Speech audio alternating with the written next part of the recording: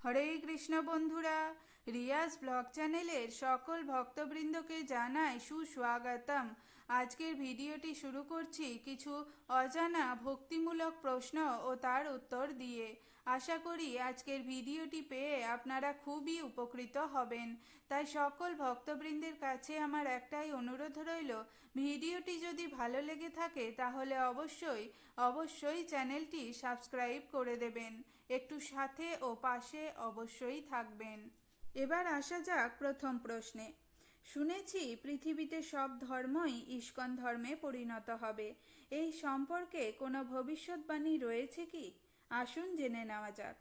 কলিযুগের যুগধর্ম হরিনাম সংকীর্তনে সবাই উদ্বুদ্ধ হবেন, এমন দিনের কথাও বহু মনীষী মানুষচক্ষে দর্শন করেছিলেন। তাছাড়া আজ থেকে প্রায় 500 বছর পূর্বে কলিযুগ পাবন অবতারী শ্রীচৈতন্য মহাপ্রভু ভবিষ্যৎবাণী করে গিয়েছেন যে পৃথিবীতে আছে যত নগর আদি গ্রাম, সর্বত্র প্রচার হইবে মোর নাম।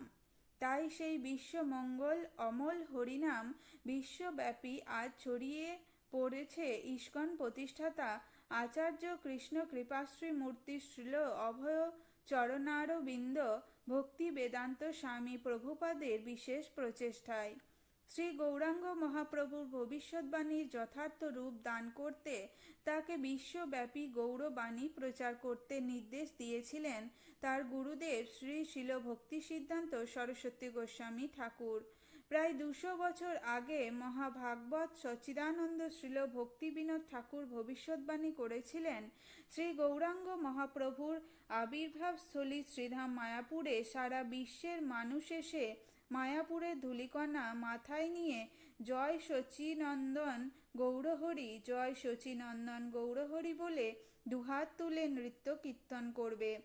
এ সমস্তই আজ ইস্কনের মাধ্যমে সত্য বলে প্রমাণিত হয়েছে। তিনি আরও ভবিষ্যৎবাণী করেছিলেন, জগতের সর্বজাতির মধ্যে যাহারা ভক্ত হইয়া জন্মগ্রহণ করিবেন তাহারা একদিন বহু বহু দূরদেশ হইতে শ্রী মহাপ্রভুর জন্মস্থান দেখিতে আসিবার আশা করিবেন। বাংলার 1293 সালে সজ্জন্তোষ্ণীতে শ্রীল ভক্তি বিনোদ ঠাকুরের বাণী উদ্ধৃত হয়েছিল, খোল করতাল ও কীর্তনের সুর যেরূপ প্রবলতা সহকারে অন্যান্য ধর্মে প্রবেশ করিতেছে তাহাতে অতি শীঘ্র চৈতন্য ধর্ম জগৎব্যাপী হইবে, ইহাতে সন্দেহ নাই। তিনি দিব্য দৃষ্টিতে দেখে উল্লেখ করেছিলেন, জগতে যত প্রকার ধর্ম আছে সে সমস্তই পরিপক্ক অবস্থায় এক নাম সংকীর্তন ধর্ম হইয়া পড়িবে, ইহা নিশ্চয়ই সত্য বলিয়া প্রতীত হয়। এবার আসা যাক দ্বিতীয় প্রশ্নে। হরের নাম হরে নামৈব কেবলম, কলো নাস্তেব্য গতিরন্যথা। হরিনাম কি? গতি বা কি? গতির শেষ কোথায়? কখন জীব সেই গতির কথা চিন্তা করে? আসুন জেনে নেওয়া যাক। পরমেশ্বর ভগবান শ্রীকৃষ্ণের নামই হল হরিনাম। হরে কৃষ্ণ কৃষ্ণ কৃষ্ণ হরে হরে, হরে রাম রাম রাম হরে হরে। এই মহামন্ত্র কীর্তন করাই এই দুঃখময় জগতে এবং অনিত্য পৃথিবীতে জীবকুলের উদ্ধারের পথ। শাস্ত্রমতে এছাড়া আর কোনো গতি নেই। হরিনাম সংকীর্তনই কলিকালে একমাত্র গতি। শুদ্ধভাবে এই মহামন্ত্র জপ কীর্তন চর্চা করলে কলিযুগের মানুষ ভক্তিপূর্ণ জীবনযাপনের পথ খুঁজে পায় এবং তখন সে পরমেশ্বর ভগবানের চির আনন্দময় ধামে প্রবেশ লাভের যোগ্যতা অর্জন করে। তাহলে মৃত্যুর পরে তাকে আর এই জড়জাগতিক জীবনের দুঃখ কষ্টের মধ্যে ফিরে আসতে হয় না। জন্ম মৃত্যু জরা ব্যাধির আবর্ত থেকে জীব মুক্তি পায়, সেখানেই তার দুঃখ কষ্টের শেষ হয়। যখন জীব বুঝতে পারে এই জগৎ দুঃখময়, যতটুকু সুখ তা বিড়ম্বনা মাত্র, তখন তার আত্মজিজ্ঞাসা শুরু হয়, আমি কে? কোথা থেকে এলাম? কোথায় এসেছি? কেন জন্মালাম? কেন মরব? এইভাবে চিন্তা করতে করতে সে পরম গতির কথা চিন্তা করে এবং পরমেশ্বর ভগবানের শরণাপন্ন হয়।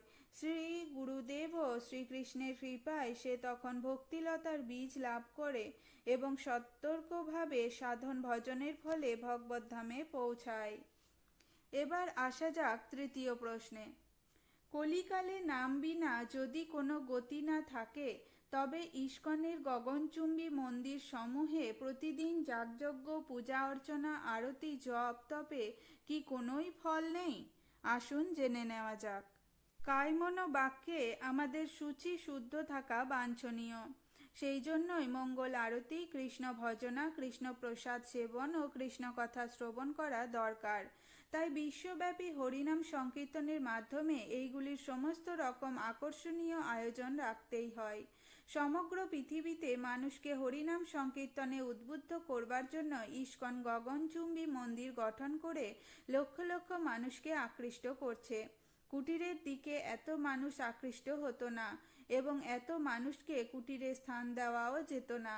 দ্রুত গতিতে লক্ষ কোটি বিভ্রান্ত মানুষকে কলিযুগের একমাত্র গতিপথে অনুপ্রাণিত করে তুলতে হলে গগনচুম্বী মন্দিরগুলি চুম্বকের মতো কাজ করছে। এইসব মন্দির ভক্তদের মনগড়া বিলাসিতা নয়, শাস্ত্রাদিতেই এই বিষয়ে ভবিষ্যৎবাণী করা হয়েছে।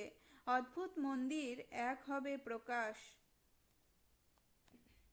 রোগীর ওষুধ ছাড়া গতি নেই, তাই তাকে নিয়মিত ওষুধ খেতেই হবে। তবে রোগ উপশমের জন্য একমাত্র ওষুধ সেবন অপরিহার্য হলেও সেই সঙ্গে আনুষঙ্গিক পরিচর্যার গুরুত্বও কম নয়। যেমন উপযুক্ত তথ্য, পরিষ্কার পরিচ্ছন্ন জামা কাপড়, বিছানাপত্র, জল, খাওয়া দাওয়ার নিয়ম, এই সমস্তও দরকার। ঠিক সেই রকম নাম কীর্তন যেমন প্রয়োজন, তেমনি ভোরে উঠে স্নান করে মঙ্গল আরতি করা, গুরু বন্দনা, তুলসীতে জলদান, বৈষ্ণব প্রণাম, বিগ্রহ সেবা, কৃষ্ণ প্রসাদ সেবন, কৃষ্ণ কথা শ্রবণ, গীতা ভাগবত অনুশীলন, এই সমস্ত শুচিশুদ্ধ ভক্তি সেবা অনুশীলনেরও আবশ্যকতা রয়েছে। শ্রী গুরুদেব নতুন ভক্তকে হরিনাম দীক্ষা প্রদান করলে অগ্নিদেবের সামনে যজ্ঞ কুণ্ডে আহুতি দিয়ে শিষ্যকে পবিত্র থাকার শপথ গ্রহণ করান। সুতরাং মন্দিরে যাগযজ্ঞের প্রয়োজন রয়েছে। বদ্ধ জীব মাত্রই রোগী। জড়বুদ্ধি সম্পন্ন ভবরোগগ্রস্ত মানুষের চিকিৎসার জন্য ভবভক্তির চেতনা যেমন অত্যাবশ্যক, তেমনি শুচিশুদ্ধ আচরণের চর্চাও তাই কম গুরুত্বপূর্ণ নয়। শ্রীমদ্ ভাগবতে বলা হয়েছে, যার মুখে সর্বদাই কৃষ্ণ, এই দুটি বর্ণ, যার কান্তি অকৃষ্ণ অর্থাৎ গৌর, সেই অঙ্গ উপাঙ্গ অস্ত্র ও পার্শ্বদ পরিবেষ্টিত মহাপুরুষকে সুবুদ্ধিমান ব্যক্তিরা সংকীর্তন প্রায় যজ্ঞ দ্বারা যজন করে থাকেন। এখানে সংকীর্তন প্রায় কথাটির অর্থ হল মূলত হরিনাম সংকীর্তন যজ্ঞ করা এবং আনুষাঙ্গিক অনুষ্ঠানও থাকবে। অনবরত একটানা হরিনাম কীর্তন করা আমাদের মতো বদ্ধ জীবের পক্ষে সম্ভব নয়। তাই মহাজন নির্দেশিত পথ অনুসরণ করতে হয়। সমবেতভাবে সংকীর্তন মুখ্যত থাকলেও আমাদের আচার্যবর্গ একাকী কৃষ্ণ নাম জপ করা এবং অন্যান্য কৃষ্ণ সম্বন্ধীয় চিত্তাকর্ষক অনুষ্ঠানাদি আয়োজনের নির্দেশ দিয়েছেন। আজ এই পর্যন্তই। ভালো লাগলে অবশ্যই চ্যানেলটি সাবস্ক্রাইব করে দেবেন। রাধে রাধে।